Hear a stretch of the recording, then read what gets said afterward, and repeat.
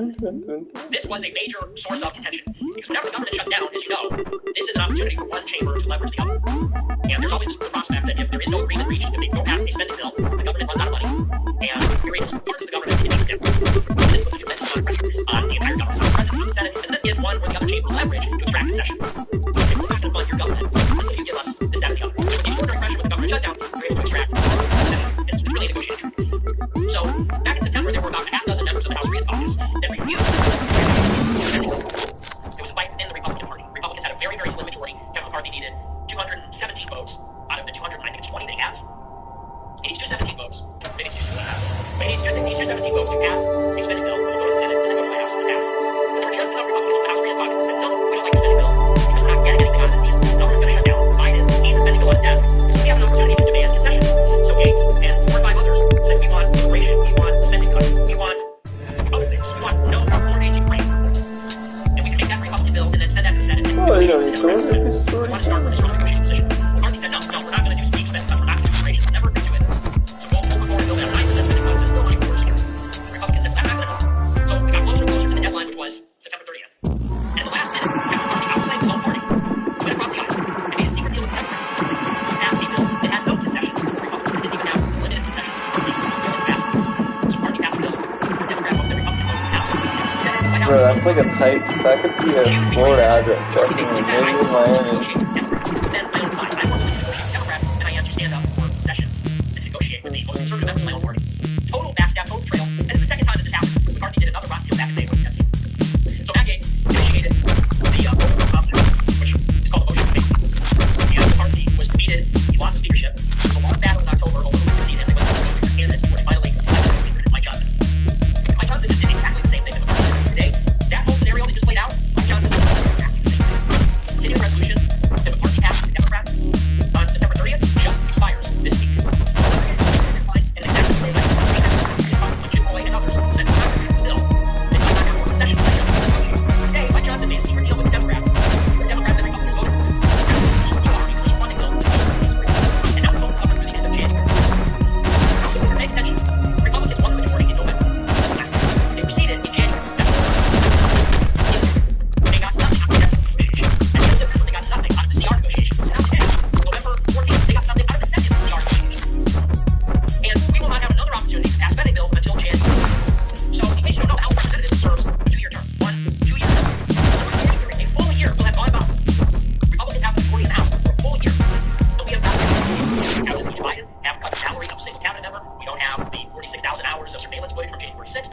We haven't subpoenaed any Democrats or opened up any subcommittees. No spending cuts. Haven't gotten rid of the 60,000 IRS agents they want to hire. Haven't passed any money for security. Haven't done any for either audit or agent rate. Haven't done anything. Not one thing. Not a single thing. And it was so bad. We got McCarthy elected by Johnson. He did the same thing. The same thing that McCarthy was broke with the rule for. Mike Johnson just did the same thing. And this is a brief summary here from New York Times. This quote. Speaker Mike Johnson was forced on Tuesday to rely on Democrat votes as the House passed legislation to keep federal funding flowing into early 2024 after scores of Republicans opposed his plan to reverse government shutdown at the end of the week. Almost all Democrats and the majority of Republicans overcame the opposition of conservatives to approve the bill under special expedited procedure that requires a supermajority. That approach, hatched by Mr. Johnson in his first week as Speaker, allowed it to be handled. A substantial number of Democrats rallied to help pass the package that Mr. Johnson's own members bundled into that. The vote was 336 to 95, clearing a 2/3 threshold required for passage. And in the end, 209 Democrats and 127 Republicans joined together to pass the bill. 93 Republicans opposed it, passed it 2 Democrats. It was a GOP majority of more Democrats than Republicans. Almost every Democrat voted for it, but half the Republicans voted against it. This is the final tally vividly reflected a dynamic that gone Mr. Johnson and his predecessor, Speaker McCarthy. The House GOP lacks the political will to put the government more than 6 leaders, operating from just a tiny majority, relying on Democrat votes to do so. They used an backlash when they shut down. Instead, we passed legislation that sent it to President Biden's desk within days. Legislation reformed federal agencies at current spending levels, which for declaration dates, January 19th, he said the government program with February 2nd, 100%. The time to allow audit more time to finish off the individual and annual spending bills, as many conservatives have demanded. The days leading up to this week's deadline, some hardliners, Mr. Johnson Congress had suggested Republicans should let the government shut down for spending bills. So, this is why I say, by the way, that it's not Republicans versus my first level.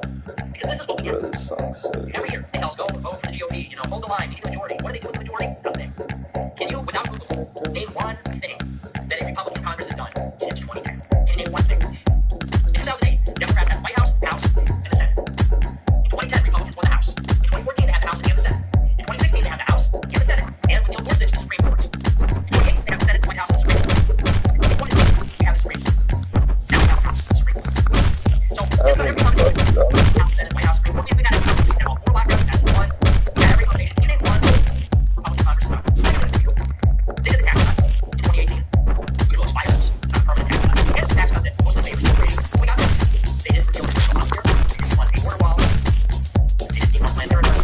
I don't need no fucking gun, bro. It is every, it's spending under control, it is, and the wars, they've done nothing.